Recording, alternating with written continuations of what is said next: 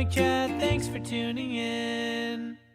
Welcome everybody to the NerdSchatting podcast. My name is Nate, and with me today are my two very good friends and co-hosts, Ben and JB. Hello, boys. Hi, Nate. How you doing? Hey Ben, how are you doing? Hey Nate, how are you doing? I'm good. I've been ill. You've been ill. Yeah. People can't see which way I'm pointing, but you replied, so that's I did, good. yeah. And you've had a terrible day at work, and we've been swirling around it in a cloud-like way. So we're going to cheer you up, Ben, with a wonderful podcast about a just fine movie. Yeah. I was ill last week as well. Oh, Were you? you? You were. You You weren't have off time work, off it, though. did you? No, I powered through because Did you? of what's happening at work at the moment. Oh, right, okay. I powered through. We Wow. went shouldn't to have bed. done. No, you shouldn't have done. I feel like we haven't introduced the show properly, so I'll probably just do that now. Is that all right? Yes, please. So we're Nerds Chatting. We chat about all things nerdy, movies, TV shows, comic books, and that's video Posters, games. apparently, as well, Posters, this week. video Yeah, games, posters. movies. Yeah, we love all that sort of stuff. Yeah. We all went to see Joker. It's rare that we go to the cinema together, but isn't it lovely? I had such a lovely time with you two. Yeah, and do you know why it's rare, Ben? Well, don't we go to the cinema together, all together? What is that? Because you and I go to the cinema a lot together, but Mr. Flippin' I've Got a Dead Heart never wants to go to the cinema together. Yeah, fair. I was going to argue with it. I really thought of an argument. I mean, No, I haven't got it. No, you haven't. No, You no. haven't. Dead heart, cold Went dead to heart. JB already today. Everything's coming up. Excuse me, hashtag pause for cough. So I've actually done some work on the news today. Have you? It's very impressive. I've put it into categories, so we're not just scattergunning all over the place. Categories. Although Yeah. the first category Is stuff. That's why I thought you'd like it. That is yeah. the catch-all. Yeah, exactly, yeah. So, first bit of news, we'll do some broken news, shall we?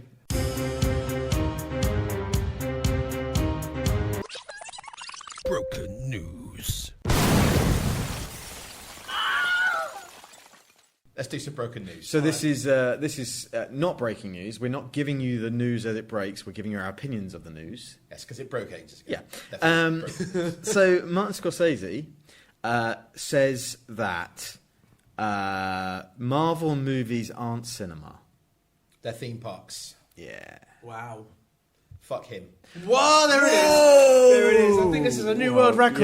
Yeah. I am going to be ringing up the Guinness World Record Yeah. book of people and just say that we've been talking for less than 5 minutes. Yeah. We've earned our explicit tag. I want to find what I said to you guys about this the other day, because I went off on a rant the other day. You and- did. But why do you find that? Let's have a little passionate. chat. It was passionate, Ben. I will say that. And, Thank you. And to be honest, okay, Martin Scorsese's, he's got a good track record, hasn't he? Yeah.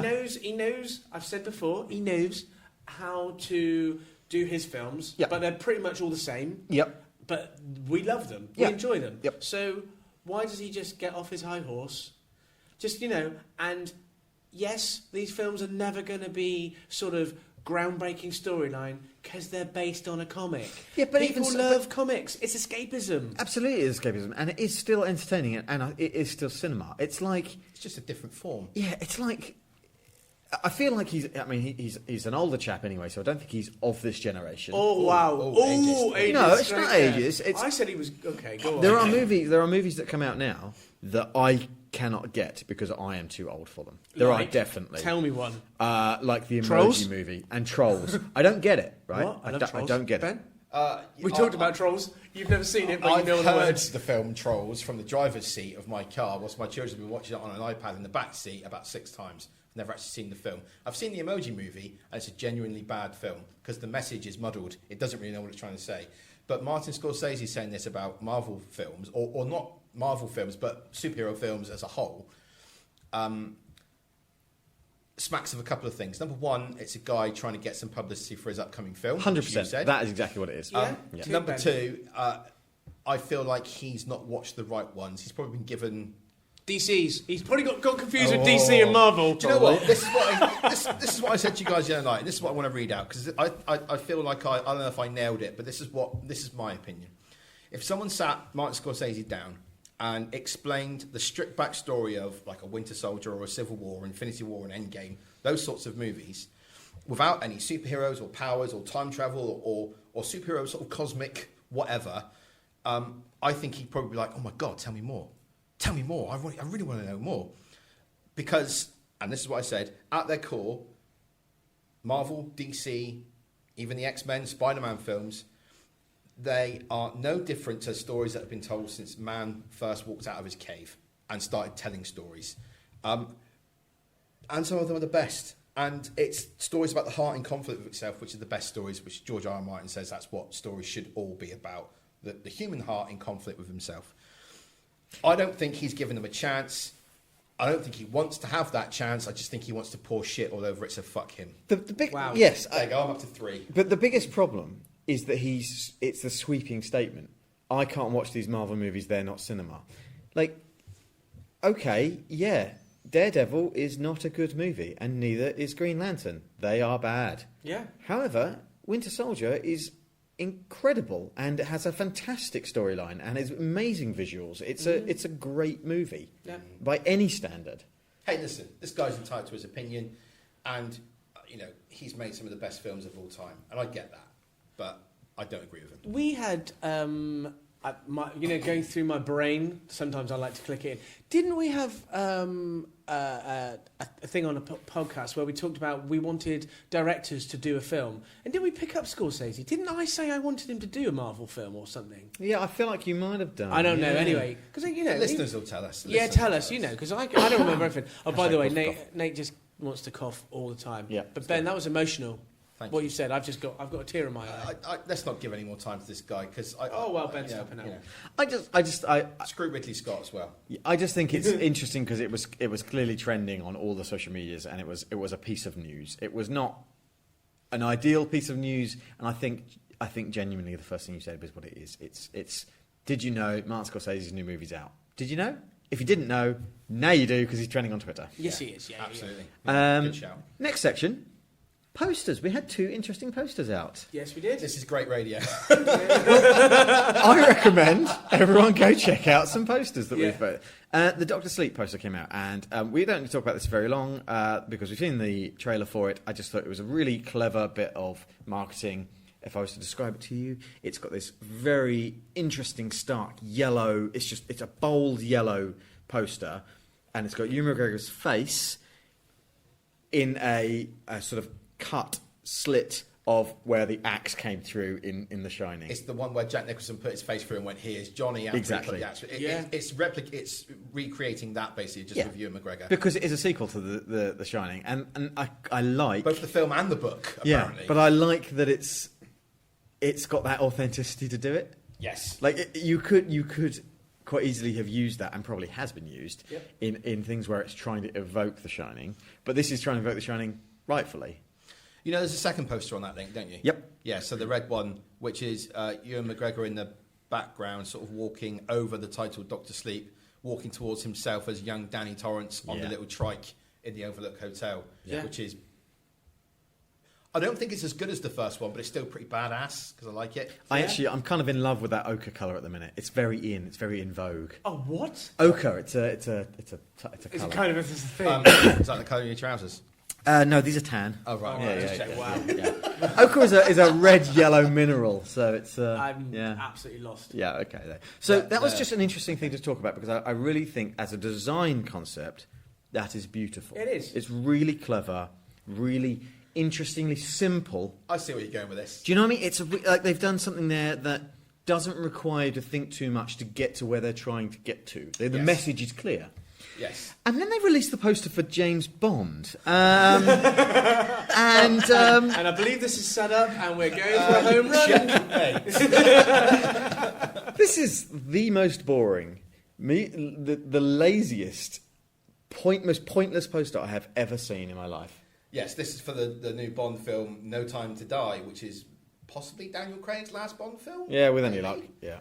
I hope that I hope they're blatant about it, and I hope there's a secret in this, and I hope that halfway through the movie, Daniel Craig hands over being James Bond and being 007 to a new actor. I hope he has a scene with M and he says, "I am retiring," or gets killed and hands it over to a new Bond. What's he going to hand over? The title of 007. Oh. But that's... I thought he was gonna hand over his license We've to already kill himself. we've already heard a spoiler about that, though, haven't we? Have we? Stereo. Oh. Okay, so spoilers for No Time to Die, the new James Bond film. Check the timestamps. I always timestamp things. I spend a lot of time doing it. Please pay attention to it. I don't give him any respect. Just get for to that the point, at all. So, skip ahead if you don't want to hear. They've said that at the start of the film, M is going to say, "Come in, 007," and 007 will walk in, and it's a woman of colour, female, is the new 007. She's not called James Bond. She's called whatever. Is that a fact? I think it's a heavily rumoured fact. It might have been Weekly Planet's hot scoop or shot of poop. It might be something else. I don't think that's the right move to go down. Okay. I think there should be an official handover. But what do you mean, like the Bond signing of Yeah. a book or something? Yeah, like, exactly, I hereby, I'm signing out of this building now. Bond 007 is retired. New female 007 comes in and says, "Oh, hi, Em. Yes, I'll go on this mission and do whatever." I don't know. She might talk not posh. She might be more street. She might be like, "Yeah, bruv. All right, fam. I'll go on this secret mission. Whatevs." What if she's northern? She can be northern. She could be northern. A lot of people are from the north. They could be northern. Anyway, it doesn't matter. Whatever. She comes in. She does a mission. This could be the pre-title sequence where she gets killed or captured, and Bond comes out of retirement to save her or do something. I don't want that. No, I don't want that. No, I I want think we're getting that. I want the other way round. Yeah. I want the opening sequence to be him dying, and then M calls in a new 007. I don't want to How say we I don't got want to to this topic of conversation from this drab post. Oh yeah, well that's because we don't want to talk about it. we think this post is rubbish. I saw someone shared on the internet. I think I shared it with you guys. Someone had put no time to design. Yeah. That's funny. Yeah, it's funny. There's some really funny people out there. No, right. Thank you. I mean, what is it trying to say? Maybe that this is not going to be a great film, like 3 of the 4 other Whoa, Daniel Craig James Bond films. Ben. This is the hill I'll die on, James. Of the 4 Bond films that Daniel Craig has done, Yes. one of them is good. Hang on, one? Casino Royale. Yes. The other 3, What are Quantum the of other Solace is bad. Not as bad as you think. I think. No. No, you're right, it's worse. Right. Okay. Then what was after that? Skyfall is style over substance, I love it. and Spectre. Spectre is. Oh my gosh, I do not like Spectre. It's not great. I You've think both got the worst faces. No, Spectre is brilliant. I have to say, Fact. I think Spectre made me appreciate Skyfall. I'll go with that. Skyfall came out. I was like, yeah, okay. I know why this is. Because you did GCSE media studies and you did like degree level media studies, and there's just nothing. Yeah, You're trying to absolutely. look into it. It's Yeah, just right. an enjoyable Bond film. Yeah. Stop I it, also you did filthy GMBQ animals. Media studies. I think that will come into play later on in our conversation on this podcast. Oh, here we go. No, in terms of levels of enjoyment. Yeah, well, Definitely. I've Okay. got some high levels. Yeah. Good. Right, so should we move on to the next news story? Because that Yes. post is rubbish.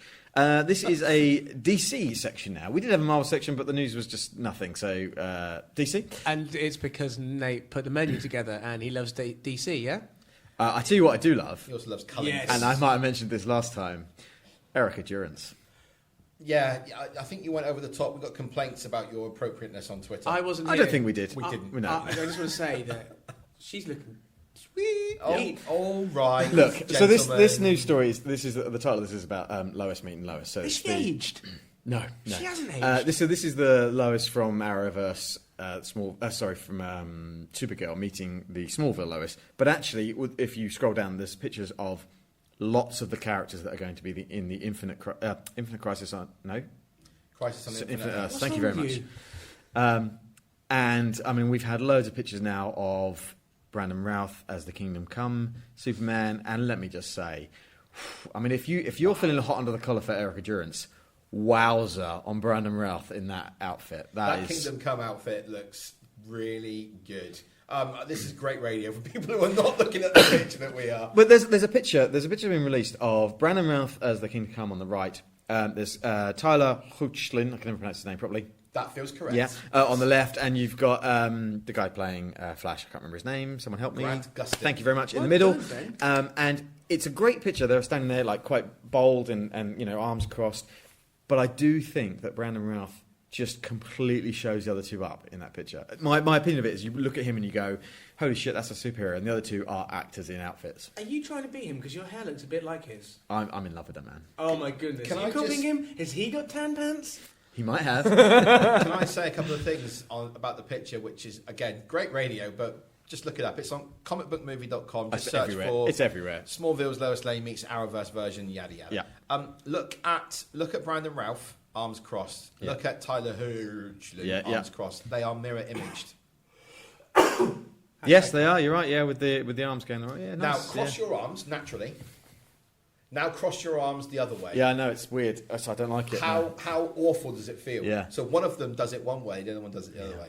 And there's some other great pictures in here. So you've got Clark Kent, editor-in-chief of the Daily Planet now. We've got the lady that was married to Diggle, who has died in the series, or not, What, maybe? Arrow? Yeah. Has she died? Has she? I don't know, maybe I've made that up. But she is playing that character, which I can't remember the name of. She's head of the Argos, isn't she? Is We it are- Argos? we- No, Argos is the shop. We are the best. We are the best Doesn't matter, radio, but what- aren't we? We're the best podcasters in the world. Do you know, I've got no idea 'cause I've never seen any of this stuff. And I have. you've not read Crisis on Infinite Earths? Yes, I have. Then you would know who she is. Yeah, but I can't remember. Okay. because I Anyway, read it a long it's time ago. good bringing her in. Yeah. You've also got the cowboy dude with the Tom Welling, no. cowboy dude with the Yeah, face. yeah, that him. Yeah. Do you mean Green Arrow? No, that's are not you a talking cowboy. It was a bad movie starring Josh Brolin. Oh, Jonah Hex. Jonah Hex, thank you. There's a picture of Jonah Hex. Oh, is that Jonah Hex? I is believe it? so. Oh, okay. And okay. you've got John Constantine in there. Yeah. You've got White Canary? yeah, Mr. Arrow all beat up. Yeah. You've got Tom Welling as not dressed up as Superman yet. No. Interestingly. Yeah, well, why would he be? Well, Well, I rewatched. It should be in NerdScene, I forgot, but I rewatched the finale of Smallville the other Yeah. day. I mean, it's bad. yeah. It is. I wish it was good, but it's not. Is it bad because it's like, how old? Yeah, it's yeah.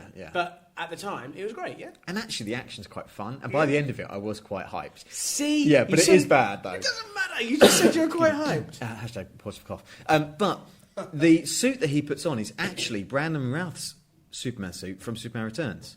Yes, it is. They reused it, didn't They did Yeah. reuse it. So that's just interesting that Brandon Routh is now in this. And will he be putting on that suit or will they get him a new one? They haven't actually released him in a suit yet because we haven't actually technically ever seen him fully in the suit. No, it was something he wasn't allowed to wear. Yeah, so you see him right. The final shot is he pulls open his shirt with the Superman logo, Yep. and before that you see him flying next to a plane, but very much in the distance, and it's not really him. It's a CGI blob of him. So you've never really seen it. So that would be quite interesting to actually see. Yeah. I feel like it is exciting. I'm hanging on this quite a lot, even though we don't watch these shows anymore. But this feels like an event. I'm What going to they're watch doing it. here I'm going to feels watch like the an event. Yeah, me too. too. I'm just going to. I think I think Supergirl's the first part, Yeah, and then I don't know what happens after that. But I'll definitely do it. yeah. I kind of hope it's the end, and I mean that Well, in it's the the end nicest for Arrow, way, isn't it? Yeah. Because there's going to be no more seasons after this. I don't know what's going on with Flash. Supergirl, what? When does this come out? It's got to be in the next I 6 think to this- 10 weeks, something like I that. was going to Okay. say December Yeah, on Sky One. because season 6 of Flash has just started. No, I think they've had their mid-season break. I think Oh, my mistake. Do you know what? Doesn't matter. we'll watch it. Maybe we'll watch it together as an event, and we can review it as an event. What a good idea. I'm full of them today. Meh. Oh, got Ben, we're all going to we're going to come to your house. Right. You're not invited. You prick. Next news story. Talking about big events. Oh yeah. Here we So- go. I get it. Zack Snyder revealed a whole load of stuff that he had planned for the Justice League movie. The big headline is that John Johns, the Martian Manhunter, was originally planned to be in this movie. Yes. And it was General Swanwick, Yes. who we knew from Man of Steel right at the end. He's there when he crashes the plane and the UAV, and he says, And he's promoted in BVS to. He's a senator, I think. "I think Secretary he of is." Defense, maybe, Yes, or something yeah, like he that. is. Yeah. See, I wouldn't have a clue what you're talking about, but because I'm linked into what I've watched on TV recently, I know exactly. This is brilliant for the first time. Yeah. Second time, maybe? But it's definitely... Mate, can you stop coughing? It's doing No, my I'm sorry, head I in. can't. Drink some more water. I've only got a little job. Oh, my goodness.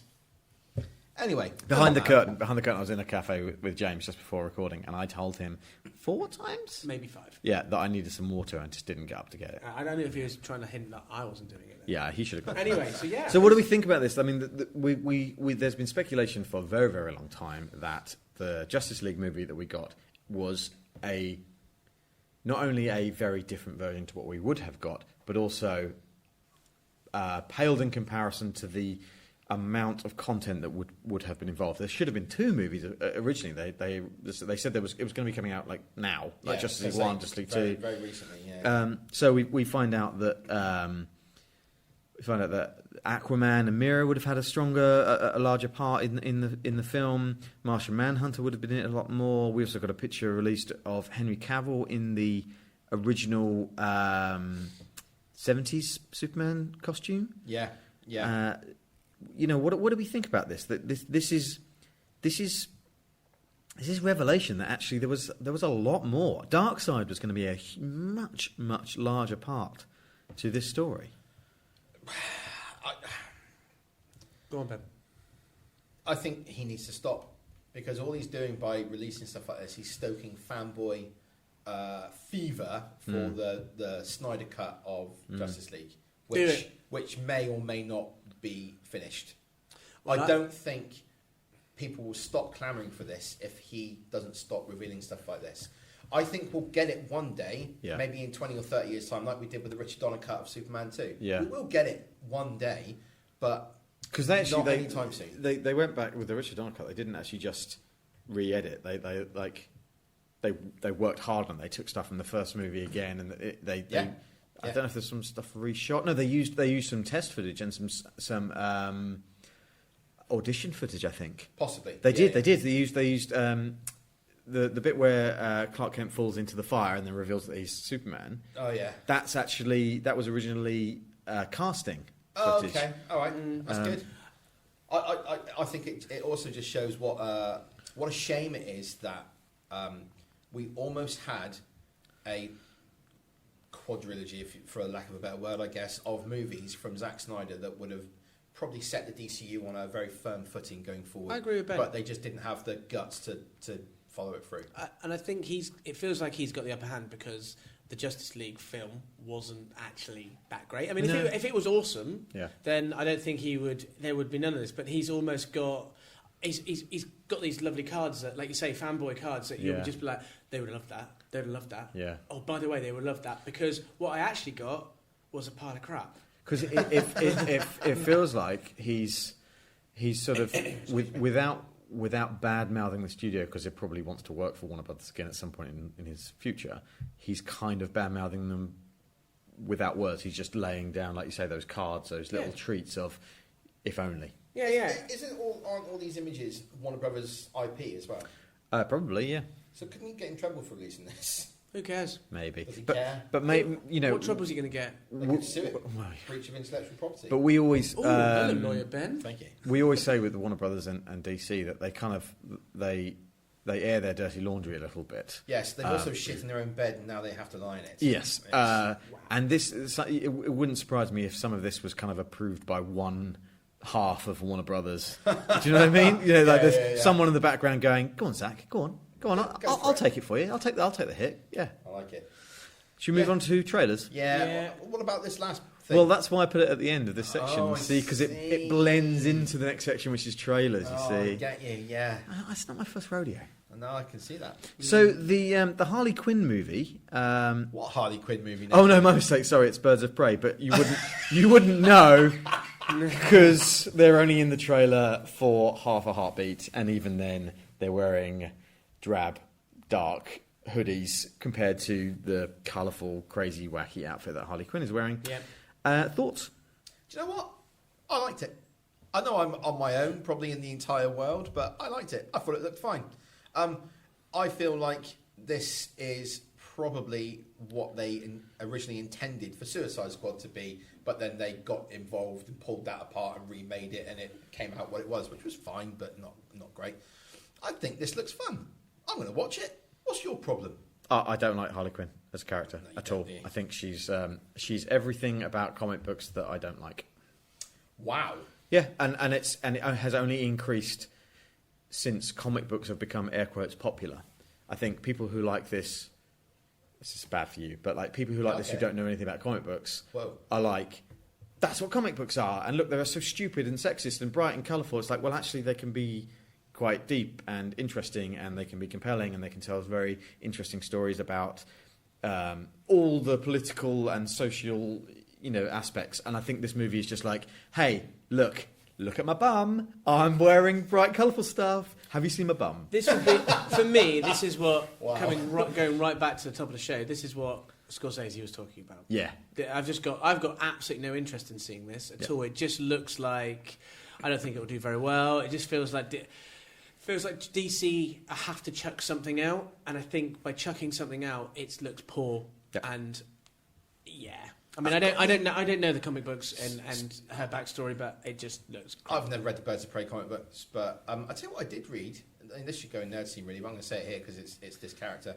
I read the DC Black Label comic book Harley last week. Yes, and it's retelling how she met the Joker, how she ended up working at Arkham Asylum, and then meeting the Joker and going down that road. And I tell you what, it was excellent.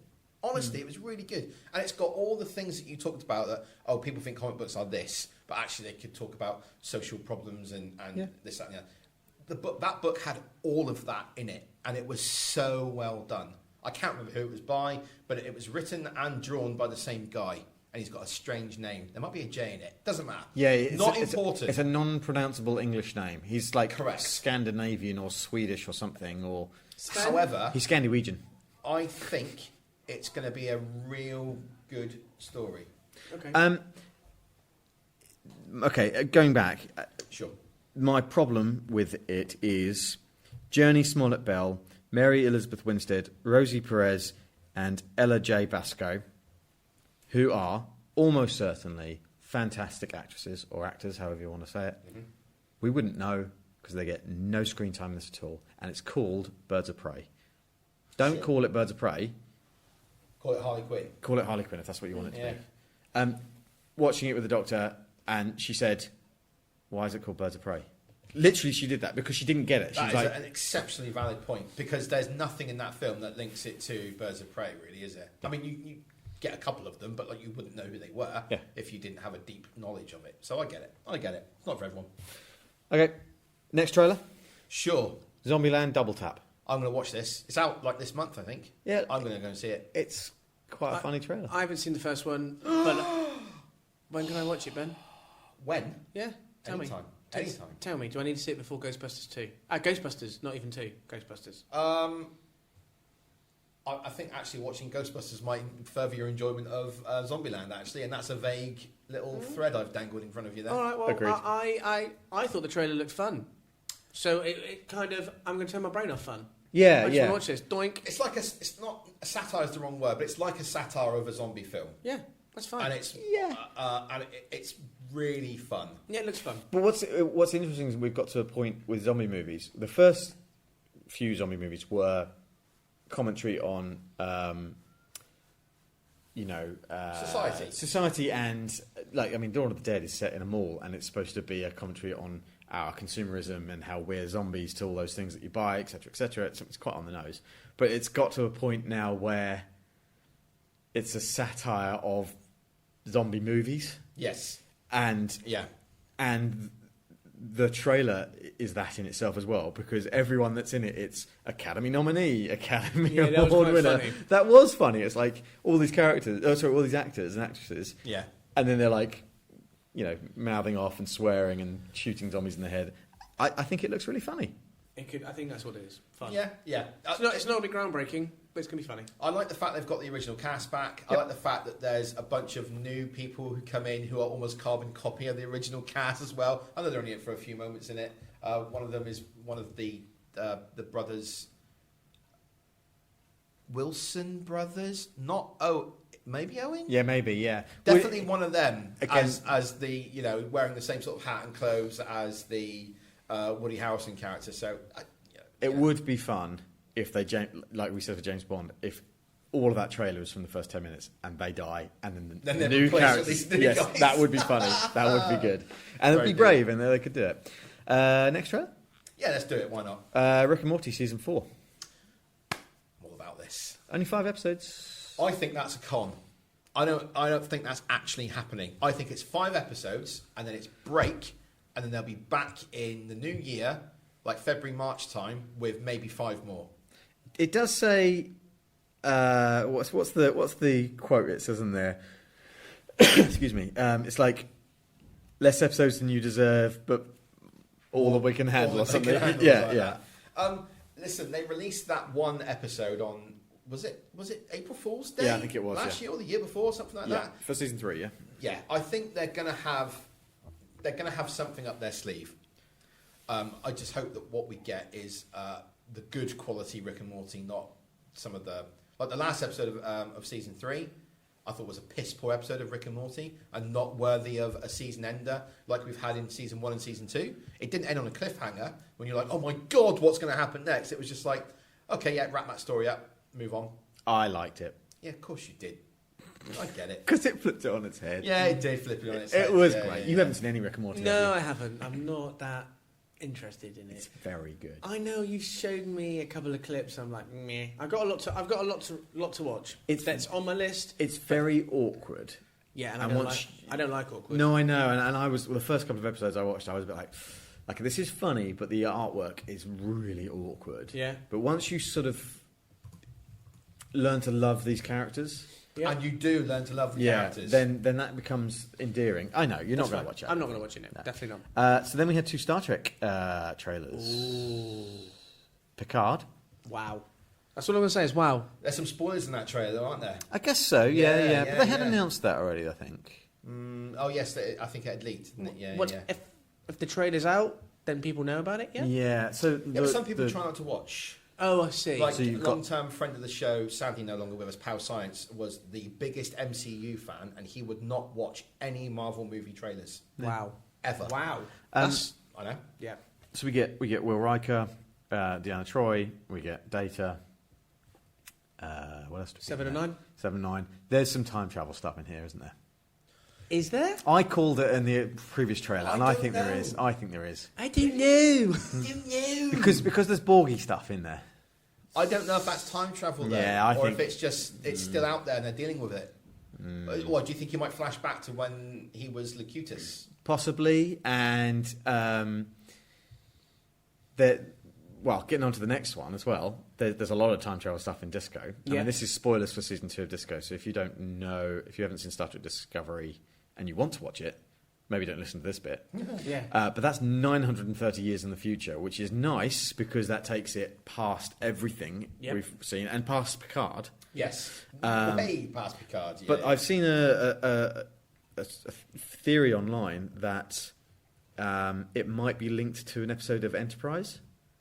There's a character in that who comes back from very, very far in the future, where the Federation, the United Federation of Planets, is kind of crumbled, and when he returns, you don't know if what they've done in the past has fixed it or not, and it might link to this very period, which would be wow. lovely if it ties it back in. Oh, that's almost like a perfect loop, isn't it? Which makes me think that Picard will have some sort of time. I think time travel is on the cards for Star Trek. Well, they do love a bit of time travel. Don't Yeah, they? who doesn't love a bit You know, of time the travel? J.J. Abrams Kelvin universe was time travel, and Yeah. what was it? The 4th movie, Voyage Home. That Yes, was a bit time that was time travel-y. travel-y, and yeah. yeah. There's some good time travel. Oh, of course, First Contact is time travel as well. It so is, yeah. There's precedence in Star Trek for a bit of time travel, Yeah.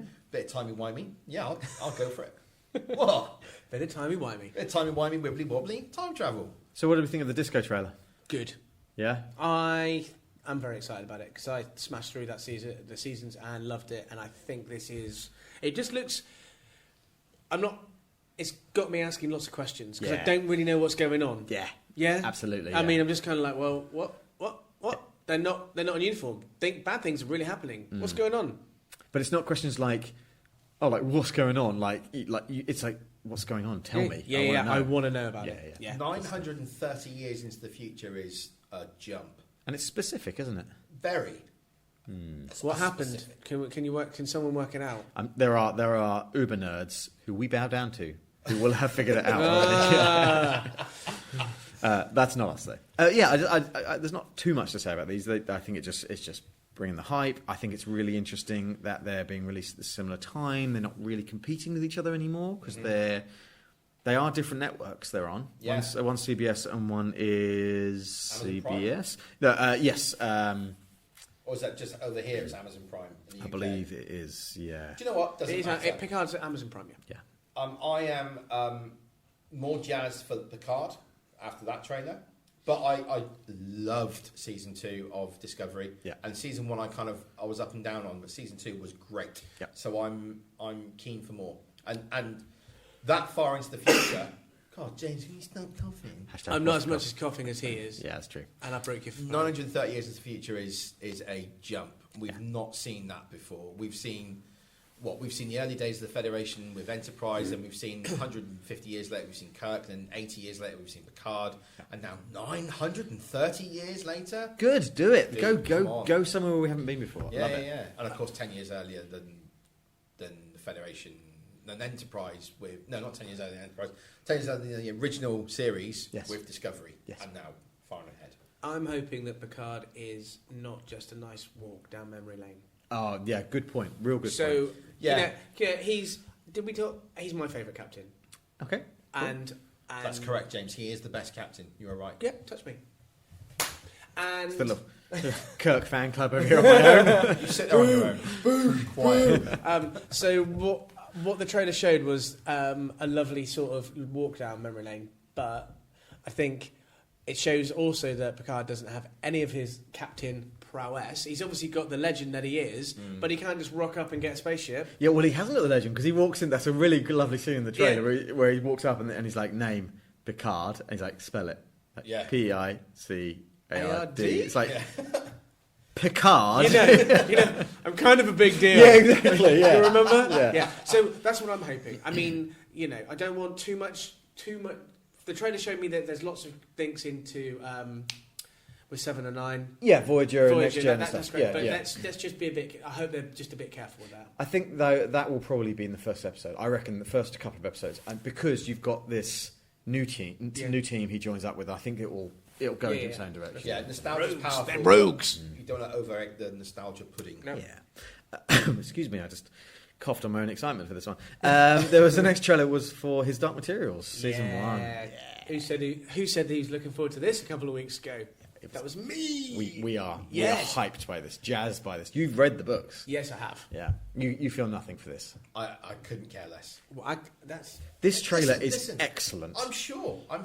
But I genuinely do not care about this. It's not for me. But I want you two to enjoy it. And I hope will. it does very, very well. And it will. Absolutely will. Good. It's Charles Xavier and Lin-Manuel Miranda and a CGI bear that looks real. Yeah. Yuri Erickson. Is it Yuri Erickson? Yes. Yes. Yeah, the CGI bear did look pretty good, actually, didn't it? It looked Yeah. quite scary. Yeah. It looks a lot better than the faces in The Irishman, I tell you. Yep. Oh. Yes, Scorsese. Take that, Yeah. bitch. Ooh, deep burn. Yeah, so we've got a whole A whole host of awesome actors and actresses in this. This won't fail. No, it's great. It looks great. The Yeah. CGI doesn't look like CGI. It just looks like they just filmed everything. It's just so... It actually looks better than the film. Yeah, oh so, yeah, which 100%, means yeah. there must be a huge amount of budget put on this. Well, it's or HBO. technology's moved forward, whatever you want to say. HBO again, knocking it out of the park. Yeah. November the 4th. Yeah. All right. Yeah. And this is coming out at a really nice time as well because Philip Pullman has new books out, which will tie in lovely for him. It's almost like he waited, or they waited. Clever. Yeah. What can you say? I mean, Probably nothing, really. just wonderful. And yeah, like I say, Lin-Manuel Miranda, obviously from the fame of his stage show, which I've forgotten the name of. Hamilton, thank you very much. Yes. Mate, you're pulling him today Yeah. through this. Well, like I say, is eat your heart out, Marshall Julius. Up there with his Nerd references. references, Well and done. I can beat him in a trivia quiz. I reckon I'm going to take his book and I'm going to eat it. Unlikely. Yeah, great. November 4th, official release date. Is it? Yes. Or in the UK? Yes, it's on BBC. Yes, it is. Is it really? Yep, Yes. it's it's association Yep. with BBC and HBO. Which does seem to suggest that there'll be a finale probably around Christmas. Oh, I would say a Christmas special. Yes. Seeing as how it's all wintry Yeah. and it's all It's in got- the Just north. kick the table, sorry. Yeah, I don't know how gory it's going to be, so it may be on later. Yeah. Or on BBC Two. Definitely not BBC Two, mate. No, this is the You don't- BBC you one. don't- This is you a don't- Christmas special. You don't do a collaboration with HBO and put it on BBC Two? No. Hell no. Band of Brothers, HBO, BBC. It's on BBC Two. Yeah, but they didn't know how good it was going to be. Okay, fine. I'll let you off. Last trailer, Lost in Space season 2. You watched it just now. Yeah, I haven't seen any of Lost in Space, and it's okay. You haven't seen season 1? No, of course I haven't, mate. I thought you had. Nope. I thought when you went into that trailer, you were like, I was just mocking you. "Ah, you hurt my feelings." Fine, I don't care. The trailer looks good, but I swear to God, I can't remember a thing that happened in Lost in Space. Like, I can't remember how it ended at all. So, spoilers for the first season. Sorry, James. It's a prequel to the original series because it gets you to the point where they're in space on their ship with the Doctor and they're searching for the robot. Fine, got ya. I don't remember, but I'm going to watch it because I watched the first season. I'll probably rewatch the first season before I watch the second season. The first season was great family fun sci-fi. I think it got a little bit criticised because it was perhaps a little softer than some stuff that comes out these days. But thank God, not everything has to be bloody R-rated. Yeah, absolutely. Yeah, I really liked the robot in it because it was a guy in a suit, and then it was a CGI robot when it sort of morphed into its not evil form, but it's like protective form. Yeah. I remember really liking season 1. I just can't remember it. Fair enough. Watched and read and looked at so much stuff. It's just unbelievable. It's almost too much stuff. It's interesting. Should we talk about the stuff that we've read and watched and seen? Ah, you mean a bit of NerdScene? NerdScene. So this is NerdScene. Jake's back, so here comes the explanation. So we're nerds. That's the first I'm not. part of that. Get on with it. And then this is the stuff that we've watched. So scene, NerdScene, Nerds Scene, but also the second word there, scene, is like it's like part of a. You know, like in a film when you break it down into sections. There's like one section of it that goes from the beginning to the end of a time period. It's like a scene, spelled SCENE. Mm-hmm. So there's a play on words there between scene and what you've watched. So nerd scene. Not getting it? No, right, fine, sorry, okay. Try again next time. I'll try again next time. Yeah. I think I genuinely think that I would get it if Ben was to tell me. Yeah, maybe. Yeah, Next week. Next week. I'll get it next week. I'll do some revision or something. I read volumes 1 and 2 of Transmetropolitan. I've never read Transmetropolitan. I don't think I could even say it. Was excellent, and Ellis? it is Warren Ellis, Yeah. and I am looking for the next 8 volumes on eBay as we speak. Is it out of print? Some of it's difficult to get hold of. It is on Amazon, but always looking for a deal. Yeah, okay. Always looking for a deal, Ron. Yeah, Always looking for a deal. it's I mean, it was well before Rick and Morty, but it evokes Rick and Morty in my mind. It's got that crazy, ultra sci-fi, ultra wacky feel about it. I loved it. Absolutely loved it. It was, I read both volumes in about, in an afternoon. It was very good. Remind us of what the premise of Transmetropolitan is. So it's set many, many years in the future. It's got a bit of a Futurama about it as well, because there's even an element of people being defrosted and reborn. And it's set so far in the future, and it's so... its premise is that science has just advanced to the point where they can do anything. Right. And because you can do anything, and because you can basically cure any disease, everyone lives in this quite grimy and over the top and consumer driven wacky world. Right. And it's very much about humans putting themselves on the next level of humanity, using technology, using science, using medicine. So it's like transhuman. Mm-hmm. And it's about the city, so Transmetropolitan. And the main character in it is a character called Spider Jerusalem. And it starts out that he's been off in the mountains for like 5 years or something, and he's got this huge mane of hair and a massive beard. But he gets a phone call from his book editor and says, "You remember that money we gave you to write those books? Well, we need the books now." And he's like, shit, I better get back into the city and start writing. and within the first few pages, he gets into the city and he gets a job at the newspaper where he used to work, and then gets a flat, apartment, and goes in the shower. But these modern showers just burn all the hair off him. So then from then on out, he's just this bald, tattooed guy, and he's recognisable from his glasses, which are like journalist glasses. So one is a circle that's green, and the other one is a square that's red, and it can take pictures of things, and it's like a Google Goggle type thing, and it's just really interesting take on modern politics and modern society compared to what it might look like in the year 3000, something like that. Interesting. It's very good. Are they physical copies? They are physical copies. Maybe I'll borrow some of them. You need to slide them into your hand gently. I've got a bit on my backlog to read, but yeah. So I'll force them into your face hard. That's fine. Okay. Who's been playing Arkham Knight? Me, I played Arkham Knight. I was ill. I replayed it. It's great. Love it. Still too much Batmobile though, right? Oh yes, way too much Batmobile. You get forced to use the Batmobile so much. It outstays its welcome like you would not believe, but it is a really good fun game. There's a part of the game towards the end where you've got to take out a load of tanks and like a super tank right at the end. Yeah. Honestly, you play that on like Dark Knight level or whatever it is, it sucks. Oh no, I played it on easy. I've completed this game before. I didn't want to play it in the challenge. I was ill. I wanted to feel like Batman. I played it on easy mode. It's the same city, but with bits added onto it as Arkham City. As Arkham City, isn't yes, it? yeah. It was very good. I'm really enjoying it. I haven't actually finished it. I only had a few days to play it, but yes, it was really good. Good fun. Well done. And this is just a note. I will be seeing Judy at the weekend. Ah, yes. The Renée Zellweger biopic of Judy Garland. Cool. Very good, I hear. I hear it's good as well. Very sad. Well, yeah. Because she had a bit of a sad life, didn't she? Spoilers, she dies fairly young. Yes. Yeah. Yeah. Yeah. I watched 3 episodes of season 1 of Fleabag last night. And? It wasn't what I was expecting it to be in any way, shape or form. And no one told me, Nathan. No, I wasn't going to tell you because it's great. Don't tell me. Okay, I won't tell you. But wow. Yeah? I mean, it was really good and really funny. And wife and I really enjoyed it. But wow. Oh, wife watched it as well? Yeah.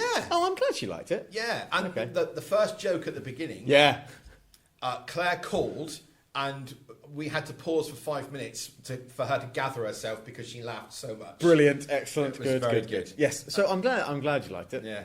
You can see the hype, right? Oh yeah, definitely. Yes, Phoebe Waller-Bridge is both superbly funny, beautiful, and so talented. It's unbelievable. Yeah, her writing skill is. Oh God. Yeah. All the. This isn't a spoiler, James, but she breaks the fourth wall, looks at the audience, and sort of winks or smiles or scowls, and it's. Some of the times she does it, honestly, her comedic timing is incredible. Yeah. So good. Anyway, that's the end of my nerd scene. Go ahead, JB. Oh, well, so I've not been very well, so I had lots of time to catch up on TV. Though... You can tell who's been busy here. And who's, yeah, no, this is unusual. Who's a lot And of we all time went to there. the cinema as well. So I finally caught up and finished season 4 of Gomorrah. I'm not going to say anything more than I said before. I've got to watch it. Awesome. Captain America Civil War was on TV and I watched that it was on Sunday evening. It was absolutely brilliant, we all know that. Yeah. I'm currently watching The Loudest Voice. What's that? It is it's done by Showtime, so same people that do Ray Donovan. Oh, I love a bit of Ray Yeah, Donovan. and this stars Russell Crowe and he plays Roger Ailes, who is the Fox run CEO basically of He ran Fox, News, yeah. but he's a bit of a naughty boy. Yeah, and I wasn't too sure about it. I read a little bit of a backstory on Wikipedia or something about it. I thought this is going to be a good TV. It's got a great cast in it. Like I said, Russell Crowe, Sienna Miller, Naomi Watts, Seth MacFarlane from Family Guy, lots of other cool people. I would they're all definitely playing recommend. real live people who are alive now, apart from Him who died. He died of a heart attack, I think, a couple of Yeah, years ago. yeah, something But like that. he was the guy who said Fox News, it can't be like a normal news channel. It's got to appeal to a group of people, and then it'll be successful. Yep. And all these guys did the left. So why don't we be right wing, ultra conservative Fox News? And we'll have the Republican Party in our pocket, and they do, and they have. Yeah, pretty much. Yeah, I mean, the way that he is able to manipulate the news, and first of all, he has, he doesn't believe in Barack Obama as president at the time, and basically just tries to consistently stitch the bloke up. Yeah. With false news stories. Quickly moving on, I also watched Zootropolis. Great movie. Great Loved movie. it. Absolutely loved it. I still love that scene where they distract the guards to that thing by setting off a howl. Yeah. They go, No, that's funny. Yeah. And then that dog sort of quickly looks around and Lee does it as well, and then they're it's all so doing funny. it. That's It's really so great. funny. I thought it was a really interesting modern Disney movie because it did that ending a third before the end of the movie. Yeah. So you're like, oh, it's all wrapped up, and then there's this like minute or two lull, and you're like, oh no, it's not over. No, yeah, very clever, very good, yeah. And I suppose parenting Win in some respects. My youngest daughter Lois, we're flicking through just on Amazon Prime, and she was like, "Daddy, there's Superman." I was like, "Yeah, that's the Justice League cartoon." She was like, "Can I watch this?" And she loved it. I wasn't too sure. I know it's a cartoon, but there are some scary bits in it. And we watched probably about. We've watched about 12 episodes, That's and there was a bit of a scary episode. I think she's now said, "I'm too young for it, Daddy." But it was such a parent win. Got to sit down and watch the Until Justice you League. walked her for life. No, she's fine. She's absolutely fine. You are She'll bounce back. She's a little tank. Yeah, you're she a is. legendary parent Yeah. because she said to you, "Daddy, that's Superman." You're You must have just been just swelling with joy, physically swelling. Well, she after watching it, she's like, "I want to be Wonder Woman." Oh, Yeah, yes. honestly, Yes. yeah, parent and win number one. Yes. Boom, loves it. She gets to 8 or 9 years old, maybe 10. You've got to show her that Wonder Woman film, man. She will love it. Yeah, she will. Yeah. So is that the end of NerdScene? Yep. So should we talk about Joker? Can do. Got 5 minutes. We've been sat here chatting for 55 minutes, so yeah, we probably better talk about it at some point. I know, we don't have to. No, I'm joking. Yeah, because it was fine, wasn't it? Well, what an evil laugh! That's Right. like a Doctor Evil. Let me get this out of the way. Hang on, sorry. Okay, you're having a cough. You had a cough. It does not deserve the level of hype it's got.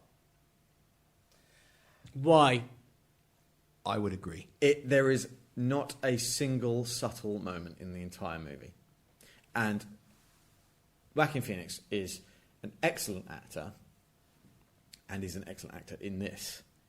And that is... that's it. I disagree. Okay. I would say that Joaquin Phoenix is an excellent actor and an excellent actor in this, and his portrayal of someone with mental health issues is superbly well done. Agreed. I would say that the cinematography of Gotham City from 1981 looks and feels so well done that you can almost smell it through the screen. Yeah. And you do not for one moment question that, well, that's not actually Gotham, that's New York in 2019 or 2018. Yeah. But it's so well represented on the screen that you just believe it. Okay. Don't question it for a second. But that is in tune with what I was saying there, and that's a good part of it not being subtle. You are hit over the head with everything in this movie. There is not a single moment where you're left to try and figure it out for yourself. You are just... everything is just spelt out for you in droves. There isn't a moment in it where you pause and go, oh, I wonder. It's like, there's that, oh, by the way, there's that, oh, by the way, there's that. Well, James, I have to look to you at this point because you and I had... I actually spoke during a movie. Which is unusual because you tell me specifically never to talk to you. I do specifically tell you to not... Specifically? That's what I said. Specifically? You've got a speech impediment, bro. That's what I have. Anyway, at one point in the film, this is... okay, full spoilers for Joker. If you've not seen this film, go and watch it, then come back and listen to what we're going to talk about, okay? So there was a point in the film where I said to JB, I leant over and whispered to him, I don't think that Zazie Beetz' character is actually there. Yeah. I think she's either imaginary or he's imagining her being there. Yep. And then literally 15 minutes later, the reveal is, yes, she is real, she exists, but he followed her that one time, and that's it, basically. Yeah. They've never really encountered each other after that. But she says to him, like, she's scared by him in the apartment. She's like, oh, your name's Arthur, right? You live down the hall. So at that moment, we go, it was imaginary. Yeah. And then they show us the scenes before where she was imaginary. It's like, we got it. Yeah, it's a little bit like Fight Club, where the narrator sort of then realises that actually, spoilers for Fight Club, he and Tyler Durden are one and the same. You're angry at me for this. I'm not angry at you for this. I thought it was a really good movie. Don't get me wrong. It feels like you can't take a breath. Yeah. It's there's a lot going on, and it's unlike any... Excuse me? Oh, today... unlike any other origin movie, I didn't feel like this was an origin movie. Do you know? And the Joker is such a dark character that you can't make it light and fluffy in any sense. But what you do get is the thing that I struggle with it is I feel a little bit sorry for him. Really? Yeah, because I think there's things that have happened in his life. Right off the bat, he's outside a store that's closing down. He's got a sign. He's dancing around, and then some kids come and steal his sign and beat him up. He's just down on his luck. Or it feels like he's just down on his luck. Now, one thing I am going to say is I don't know any like normal. I don't know any about the comics. I don't read anything. So what you know or what you believe is then picked out of that history. There's a very classic comic called The Killing Joke, which a lot of this draws upon. It's not quite the same, but it is. And I think this is what I was saying earlier, bringing back to what you were saying about you've done media studies, blah blah blah. I think I had this conversation when I was walking out of the cinema. I wish sometimes I could just go with it. Yeah. But having said that, when I saw The Farewell not that long ago, I went into that not knowing anything about the movie. I sat down, the movie started, and I was just completely in that world. Yeah. Everyone in that film was the real person, and I was just sitting in the room with them. Mm-hmm. This movie, Joaquin Phoenix is a great actor, but I could see him acting. Do you know what I mean by that? Like I could see him chewing the scenery and doing the dances and pulling himself tight and losing all the weight and smoking constantly. I could see it. Mm-hmm. Rather than seeing a man with severe mental illness who's having a breakdown. I could see Joaquin Phoenix playing him, and that's what I have problem with it. That might be because the first hour of the film is boring. He also doesn't change. I know he gets slightly more arrogant when he puts the makeup on, but he is the same character. Like, he starts off There's no arc, as a clown in a mask with mental illness, and by the end, he's a clown in a mask with mental illness who's happened to kill some people. Yes, he's killed a couple of guys. Yeah. I disagree with that because I think you are shown a decline in. Well, decline was probably the wrong word. So that he falls further into mental illness. Yeah. So okay. He's. It feels like he's down on it, or the perception is he's down on his luck. And as the movie goes on and on, you kind of go back and go, okay. Example is I didn't pick up, and maybe it's just because I wasn't. I should have been watching it intently, but I didn't pick up that he was giving his pills to his mother. See, maybe he didn't. But that's how I read it. I didn't catch that either. I have to say. But then when I was reading the letter, when he was reading the letter about Tom Wayne potentially being his dad, I was kind of like. I was like, I didn't pick up on that to start with, and then all of a sudden I was like, oh yeah, God, and I don't know why that was. But I definitely felt there's probably wasn't such a big jump that you normally see in these origin stories of going back from I'm a normal Joe, and now I've gone to full blown. I've gone to Supernova Joe. So what does change? His personality doesn't change, and his characterization doesn't change. But what does change is his status quo.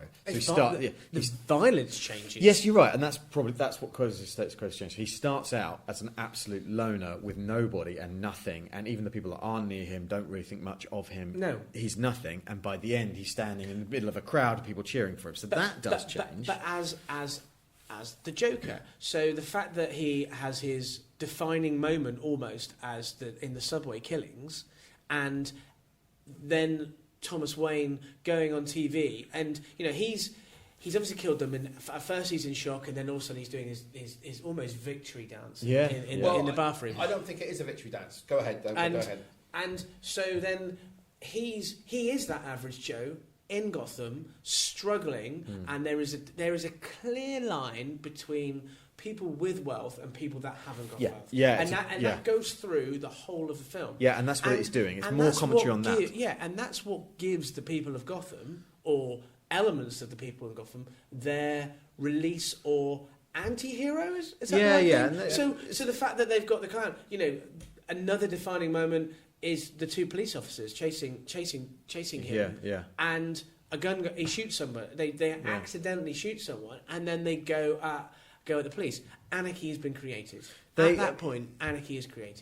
It's got some social commentary and stuff that's going on at the minute. Clearly, we've got a lot of that conversation But about it the doesn't want to talk 1%. about it then. But and you've got like the Hong Kong riots and things like that. You know, But it doesn't want to talk about it. no, it doesn't want to talk about it because it wants to talk about Joker, but it's all laid against that. That's the backdrop of the story. Yeah, there are different ways to look at it. If it was a movie called Taxi Driver. no, if it was called like Anarchy, or if it was called I don't know, Depression. Oh, that's the wrong word. If it was just called something else about this character, if it was called Arthur, I would be sitting there going, "What an incredible, tense and well-made movie." Mm-hmm. But the fact that it's called Joker, and the fact that it is meant to be this comic book character, and it shoehorns in things like the Wayne murders, which we did not need. I think it was okay. Fair enough. But that might be because But you're anyway, super nerds. But We've seen it 17 times, though, in the past 5 years. But- It feels like we don't need it. What about for the new generation? Yes. Let's take just sorry, I'm stopping you mid-flow, but let's just take people that have never seen any of the Batman films. Okay. Yeah, so they won't have known that. So someone might have just gone, "No, this looks like a cool film." Do you know what? Good point. Someone watching that film might not have known that the Wayne family was murdered in that alleyway. Yeah, But I would guess, if I had to guess a percentage of people watching that film who didn't know that, it would be under 5%. all right, agreed. Go ahead. But I've still got a chance. There are many different versions of the Joker in the comic books, and it's totally 100% fine for a new creative person to come up with a new version of a character and give them a different spin and a different take. You think about Heath Ledger in The Dark Knight. That is certainly a very different take on the Joker from what it is in the comic books. But it does have a sort of thread of the character that chaos element. Mm-hmm. I don't feel like this character has anything to do with the Joker other than the fact that he puts on clown mask. The Joker is an agent of chaos, and he is a super genius. He is a maniacal planner that wants chaos from his plans. Mm-hmm. This guy bumbles and stumbles and falls through it. Go on. No, He's unpredictable, though, isn't he? And that's but what you the Joker say is that. as well. But that's how he's perceived at the start of the movie.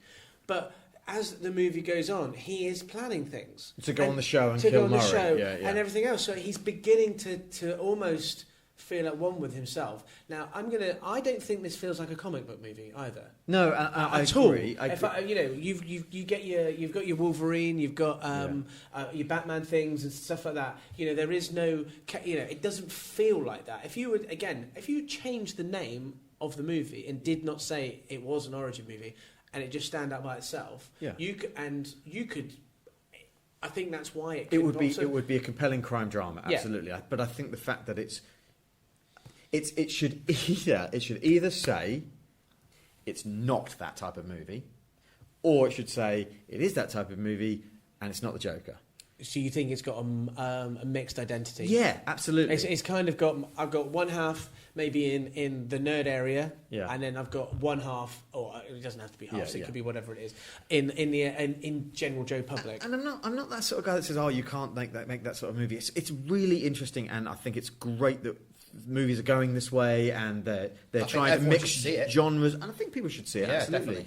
definitely. It's I'm not being perfect. harsh on it. The scene in the train when he kills the three guys is Death Wish. fantastic. That's yeah. Death Wish. Oh, it was so tense Yeah, it was. and so peculiar because you're rooting for him. You are So because peculiar. What you actually get there is that these guys are hassling a female, Yeah. and because of his involuntary Yeah, involuntary. Yeah. laughter, and he's dressed as a clown, they're like, "Who are you?" But it's that rich versus poor. Yeah, It's, yeah, look yeah, at me. yeah. Do you want a chip? I'm going to chuck it at you. You Yeah. know, I'm better than you, and so that means something worse something could have happened.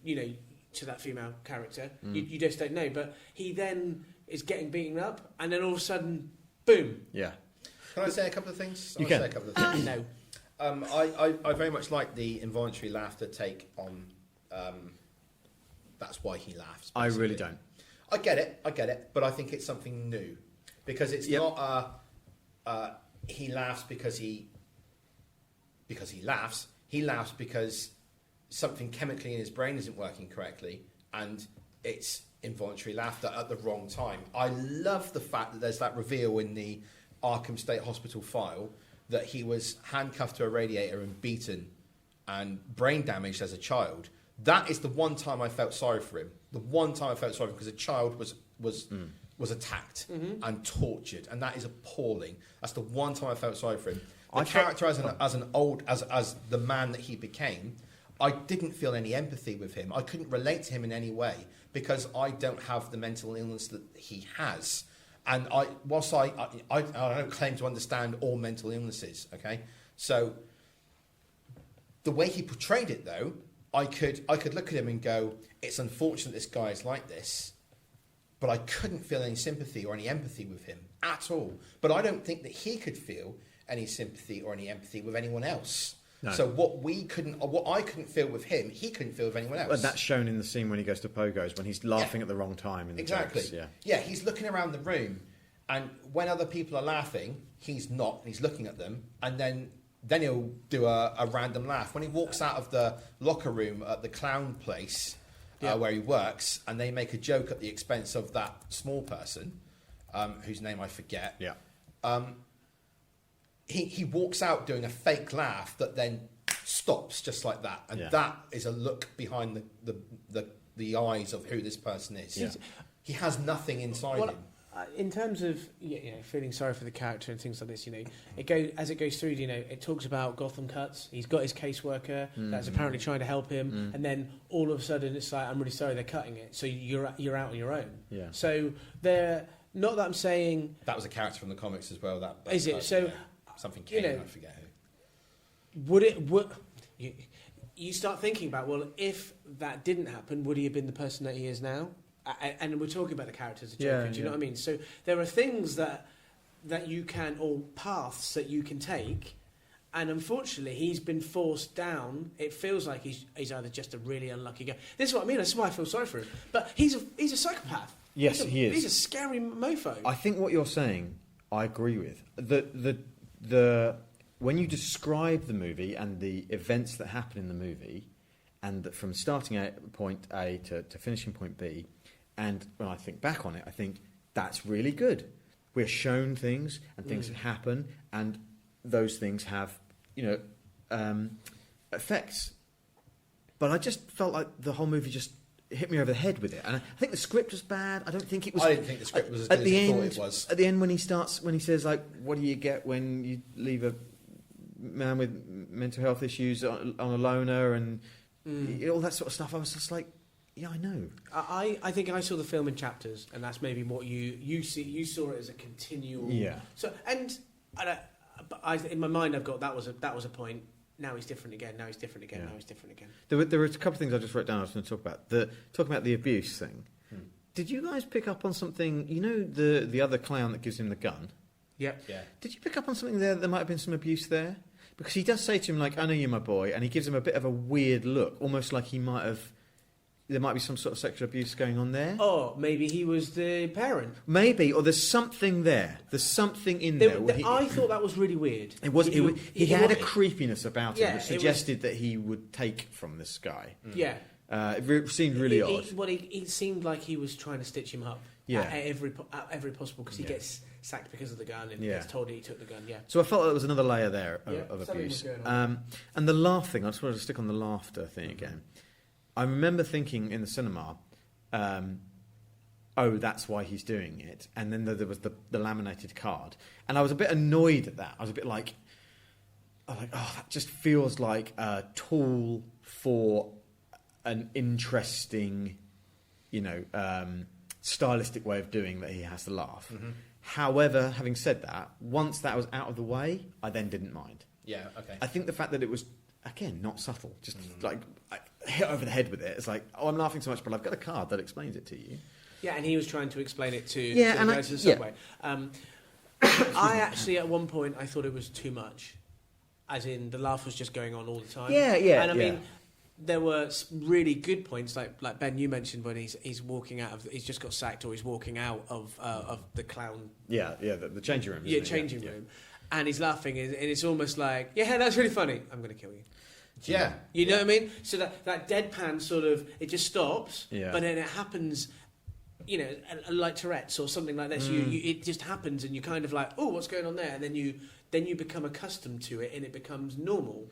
Again, But it's on the nose. It's hit over the head. You get hit over the head with it. But after he kills the 3 guys in the subway, which is a scene straight out of Death Wish, by the way. This movie it's a comic book movie about the Joker mixed with Death Wish, mixed with Taxi Driver, mixed with King of Comedy. Yeah. That's what it is. Yeah. It's those 3 films and that character put in a blender and poured out. Yeah. Anyway, when he then goes into that bathroom and he's doing the slow sort of movements, I didn't like it at first. And then when he sort of looked in the mirror and he sort of revealed himself, it sort of like did the bow thing. Yeah.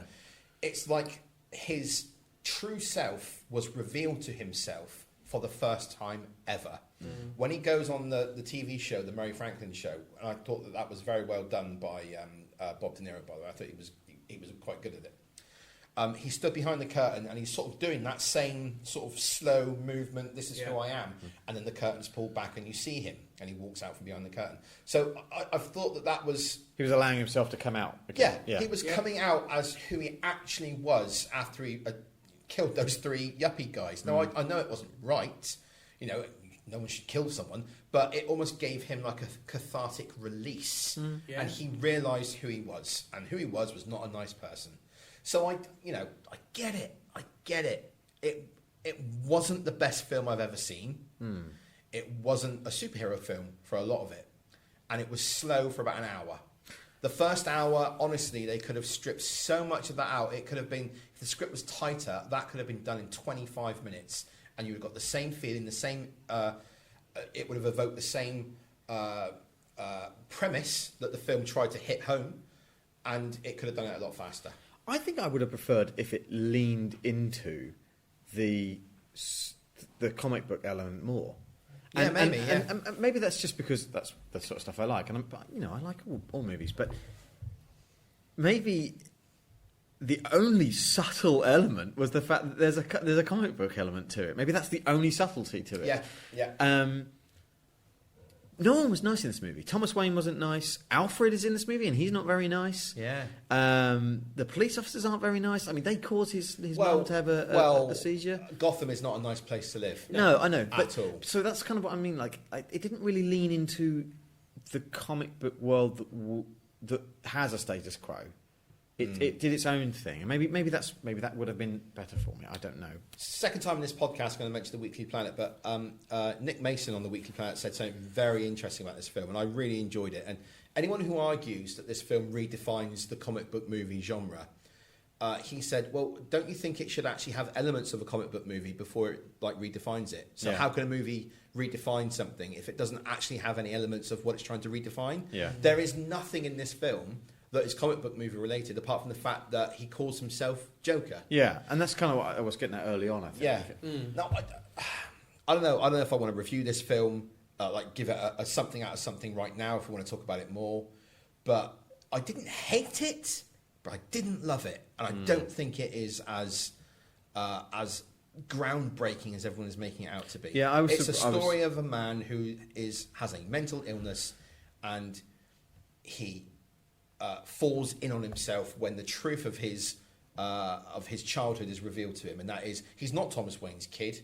Potentially, he was adopted, so you still don't know really where the Joker came from. So I like the fact they kept that little element in. You don't know where the Joker came from. He was adopted by a woman who herself had mental illnesses. He was tortured as a kid, brain damaged. He's grown up with this mental illness, and then he releases, kills some guys, becomes this person called the Joker. It's not the comic book Joker, it's a character called Joker. Wouldn't it be nice, and this is just my nerdiness, wouldn't it be nice if this did tie into the other DC movies, and any Jokers we get from now on are inspired by Joker? By Joaquin Phoenix's Joker. So when Robert Pattinson plays Batman in the Batman movie, when we get the Wonder Woman movie, and when we get, all these other sequels that are coming out that could tie in, wouldn't it be lovely to have a throwaway line where someone says, this crazy super genius was inspired by Arthur Fleck in the 80s? That would be nice. That I like it. That would redeem the whole movie for me. No, it wouldn't. No, it wouldn't. That's, I mean, someone's going to do that for you. I'm sure whoever's going to do no, that. I'm joking. It wouldn't redeem the whole movie. It was a very well-made movie. We cannot deny that. And there were some great scenes in it. It just wouldn't bloody end, though, would it?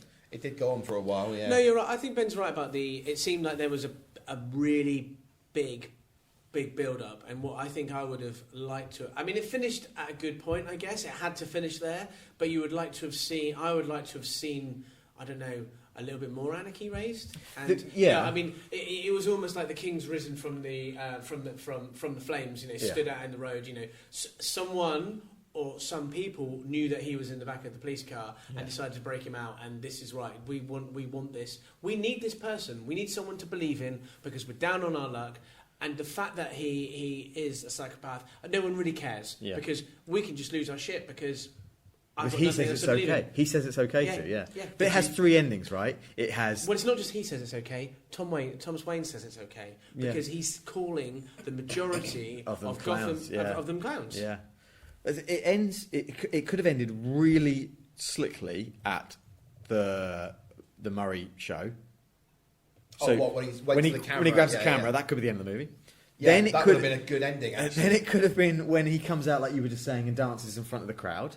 Could have been a really nice ending then. But then it goes on again, and you get another scene where he has been captured, and he has the interview. And then there's another scene where you figure out that he killed that nurse he was just talking to because he runs along, he's got blood on his shoes. Yeah. It's like... It was almost... when's it going to end? Return of the King ending. I think, you're right, actually. I forgot. Do you know what? When you said about the nurse, I was like, what are you talking about? Oh, yeah. I think I would have... The bit that would have been a complete finish for me was... him standing up on top of the police car. Yeah. But what it has shown is that he was basically telling a story. He was telling the story to the nurse. Yes, he was. And all right, he's now been captured. So, but how was he captured? You've got now a link in maybe to the new Batman. I don't know. I don't know. Did you catch the link to the Killing Joke? I mean, obviously all the film was linked to the Killing Joke, but the line that he said, "I've had a bad day." And then, obviously, in the Killing Joke, the Joker believes that anyone can go mad if they just have one bad day. Oh, I didn't get that. Did you get the Bruce Wayne? The first time you see him, slides down a pole. Yes. Yeah. I even chuckled in the screen when I saw I that. rolled my eyes. You could hear my eyes rolling. Yeah, you don't like any little cheeky homage. You don't. I think grumpy prick. No, I think I would have. I think I just by then I felt. Already? That was like halfway in. Yeah, I felt like I'd beaten over the head with obviousness by that point. I genuinely I think did. you were tired. No, I don't think I was. I was high on sugar because I'd had a packet of Maltesers, but yeah, I was. Yeah, I get it. But it's from the director of the Hangover movies. The Hangover movies are not subtle in any way. There is nothing subtle about them. They are obvious to the nth degree. That's what this movie was. But they're comedy movies, so I think he's managed. I think. I'm a little bit like Ben. I don't know which side I'm at yet. Whether I thought it was like a fantastic movie or whether I didn't like the movie. I'm just kind of at the moment in between. Do you want to say anything else or do you want to score it? I mean, I've read a better version of this film and it's called The Killing Joke by Alan Moore. So there you go. Do you want to score it? I have no score for it. I mean, it was a film. It was a well-made movie that does not deserve anywhere near the hype that it has had in the mass media, in my opinion. Sure.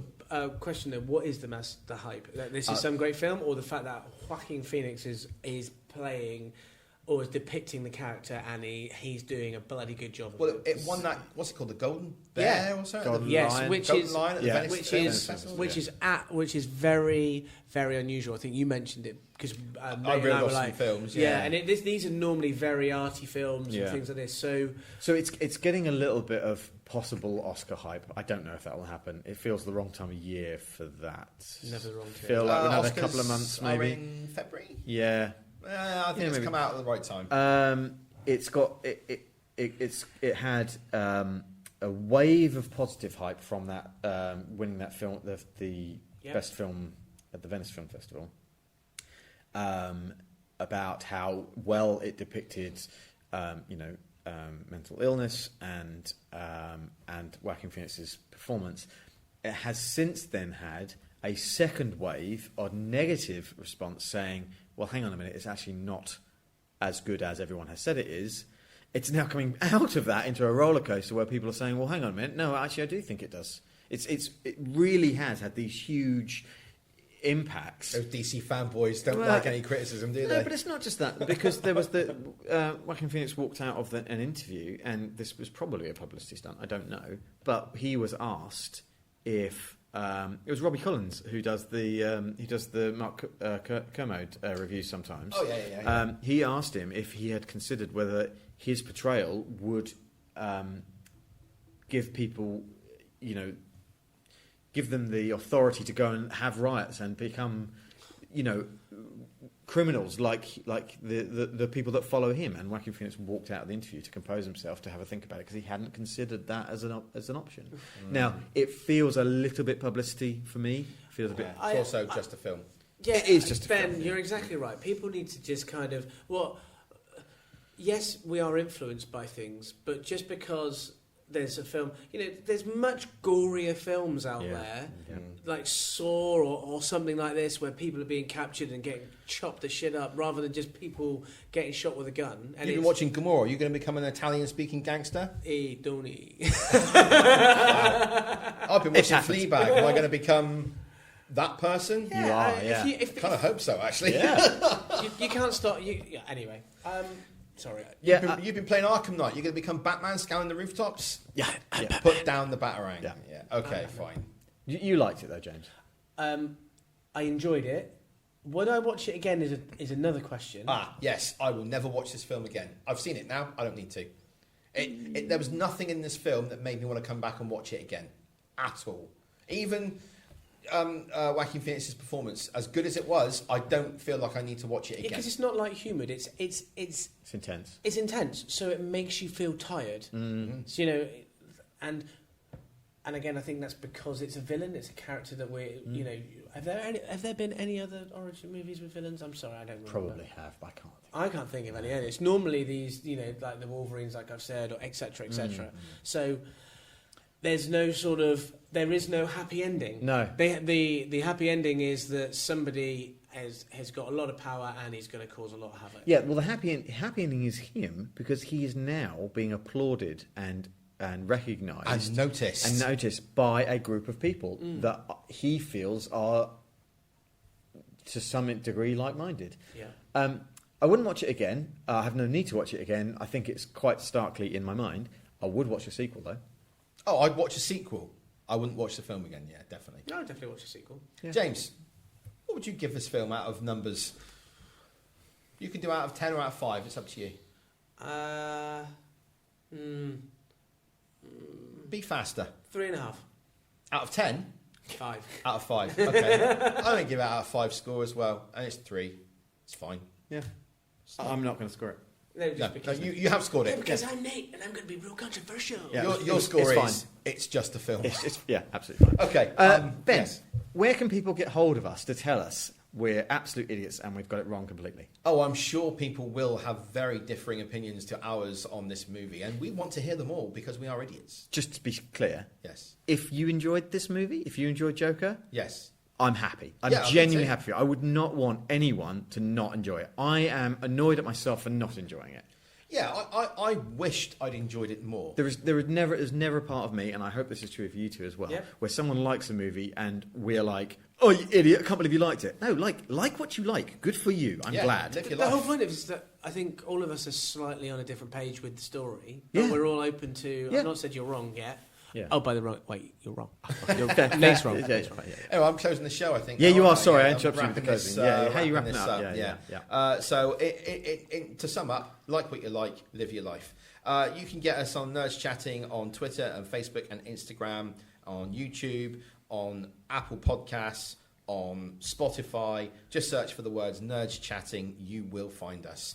You can also send us an email, nerdschatting@outlook.com. Nate will probably mark it as read and ignore it, or he might forward it to me and get me to reply. I'll reply. Oh, you will reply? Yeah. What will your reply be? LOL. I'm quite. I get teased lately for using the word dickhead quite a lot, so I'll probably just reply with that. Yeah. Oh wow, that'll engage our audience. Yes, well done. Anywhere you can find a podcast, you'll probably find us. If you get us on social media, you'll be speaking to me, and I'll be nice to you. I won't call you a dickhead like Nate will. And we'll be back in a couple of weeks' time to talk about something else. Yeah, definitely something else. Yeah, good stuff. Cool. Thanks, guys. Thanks for coming, JB and Nate. Bye. Bye.